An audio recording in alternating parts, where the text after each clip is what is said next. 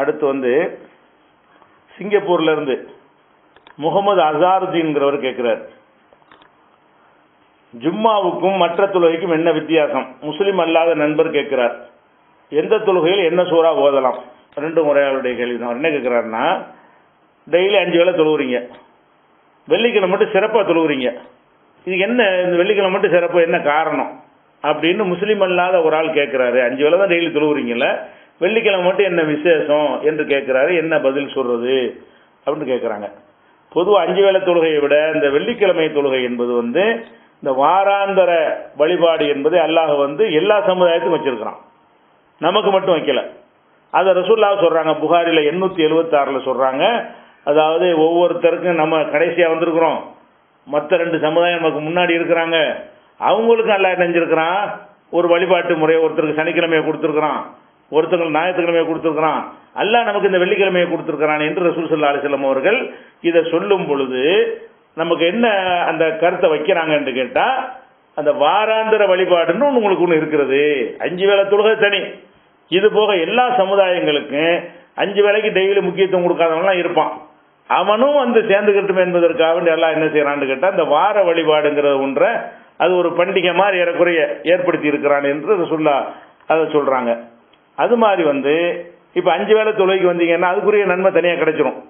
இந்த ஜும்மா என்பதற்கு என்ன செய்யப்படுகிறது, முந்தி வந்தவனுக்கு ஒட்டகத்தை கொடுத்த நன்மை, அடுத்து வந்தால் மாட்டை கொடுத்த நன்மை, அடுத்து வந்து ஆட்டை கொடுத்த நன்மைன்னு சொல்லி இது மக்களுக்கு நன்மையை அதிகம் அள்ளி தருவதற்காக வேண்டி இந்த வாரத்தில் ஒரு நாள் வரட்டும், கொஞ்சம் அதிக நன்மை அடையட்டும் அப்படின்னு இறைவன் கருணை கொண்டு இது ஒரு சிறப்பாக தந்திருப்பதாக புகாரியில் 881வது ஹதீஸில் நம்ம பார்க்குறோம்.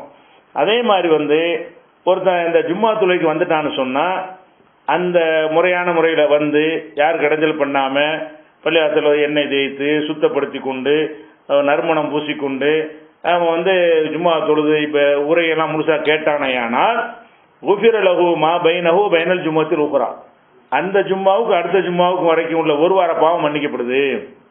அப்போ இந்த ஜும்மாங்கிறது அந்த ஒரு வாரத்தில் இருக்கக்கூடிய நம்முடைய மிஸ்டேக்களை எல்லாம் சரி பண்ணுவதற்கு அல்லாஹ் கொடுத்துரு ஒரு பாக்கியம். வாரத்தில் ஒரு தொழுகைன்னு கொடுத்துருக்குறான், அது ஒரு பண்டிகை மாதிரி ஆகுறது, அதில் கூடுதல் நன்மையை தர்றான். அது போக என்ன செய்யறான்னு கேட்டால், இந்த வாரத்துக்கும் அடுத்த வாரத்துக்கும் இடையில உள்ள பாவங்களுக்கு மன்னிப்பாகவும் அதை ஆக்கி விடுகிறான் என்று புகாரில் 883வது ஹதீஸில் இருக்கிறது. அப்போ இந்த மாதிரியான ஒரு சிறப்பு தான் ஜும்மாவுக்கு வழங்கப்பட்டிருக்கு என்பது அவருக்கு நீங்கள் அந்த முஸ்லீம் அல்லாத நண்பருக்கு நீங்கள் எடுத்து சொல்லுங்க. அடுத்து என்ன சூறா ஓதுறன்னு கேட்டிருக்காரு. தொழுகையை பொறுத்த வரைக்கும் அல்லாஹ் என்ன செய்யறான்னு கேட்டால், பக்கரவும் மாத்த எஸ்ஸர மினல் குரான், தொழுகையில் உங்களுக்கு என்ன ஏழுமோ அதை ஓதுங்க. அல்ஹம்து சூரா மஸ்து ஓதிடணும்.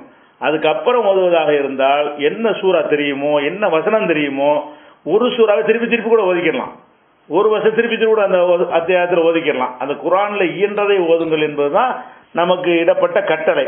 அதே நேரத்தில் சில குறிப்பிட்ட இடங்களில் குறிப்பிட்டதை ஓதுனாங்கன்னு நம்ம பார்க்குறோம். உதாரணமாக வெள்ளிக்கிழமை ஜும்மா வந்துருச்சுன்னு சொன்னால் அலிஃப் லாம் மீம் தன்சீல்ங்கிற அந்த சூறாவையும் ஹல் அத்தா அலல் இன்சான்ங்கிற சூறாவை ரசூலுல்லாஹ் ஓதுவார்கள். வெள்ளிக்கிழமை ஜும்மா தொழுகையில் மட்டும் என்ன செய்வான், ஜும்மாவுடைய வந்து ஃபஜ்ரில், வெள்ளிக்கிழமை ஜும்மாவுடைய நாளுடைய ஃபஜ்ர் தொழுகையில் அலிஃப் லாம் மீம் சஜிதான்னு சொல்லக்கூடிய அந்த சூறாவையும் ஹல் அத்தா அலல் இன்சான்ங்கிற சூறாவையும் ரசூலுல்லாஹ் ஓதுவாங்கன்னு புகாரில் 891 ஹதீஸா இருக்கிறது. இது மாதிரி உள்ளது அப்படி பயன்படுத்திக்கிறங்க. தெரியும்டா, தெரியாட்டி எந்த சூறா ஓதிட்டு போங்க. அதே மாதிரி வந்து ஜும்மாவில் ஓதுறதா இருந்தால் என்ன ஓதணும், இதா ஜாக்கல் முனாஃபிகூன் அப்படிங்கிற சூறாவையும் சூரத்துல் ஜும்மாவையும் ரசூலுல்லாஹ் ஓதுவாங்க அப்படின்றது முஸ்லீமில் இருக்கிறது. அதே மாதிரி சப்பி இஸ்மா ஹல்லத்தாக்கு அந்த சூறா ஓதுவார்கள் வெள்ளிக்கிழமை ஜும்மாவில் அப்படிங்கிறதும் இருக்கிறது. பெருநாளைக்கு அதை ஓதுவார்கள் இருக்கிறது. இப்படி குறிப்பிட்டதை ஓதுவது வந்துச்சுன்னு சொன்னால் அதை ஓதிட்டு போங்க. அப்படி இல்லாத இடங்கள்ல எல்லாம் நீங்கள் எந்த சூறா ஓதுனாலும் ஓதிக்கலாம். இதைத்தான் ஓதணும், இதைத்தான் ஓதக்கூடாதுங்கிற எந்த ஒரு கண்டிஷனும் கிடையாது.